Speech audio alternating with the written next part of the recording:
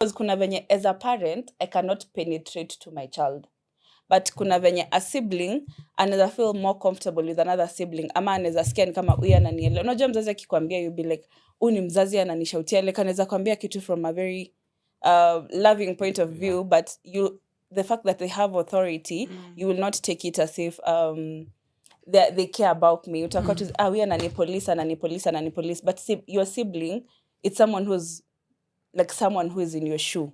So kuna venye mzazi akisema wewe muongeleshe, akozile at least wewe umepitia hapo, unaweza muongelesha better, because different generations we go through different things differently.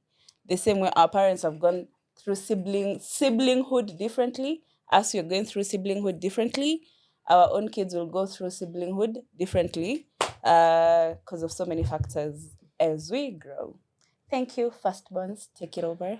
But so none of you umesema hiyo, I also feel like now another point, firstborns are one of the loneliest people in earth. On earth. Pardon? Lonely. So none of you yeye amejua at secondborn sema huyu younger person akiwa na shida utaambiwa lastborn muongelesha nini. As you just face life like when una experiencing vitu mara ya kwanza, so ukisha learn ama ukisha maneuver ndio una guide wengine, but wewe unajuanga tu kifumble, it's me on my own. Juu pia kuna fumbling zingine zenye uwezenda kwambia mzazi nimefanya hii,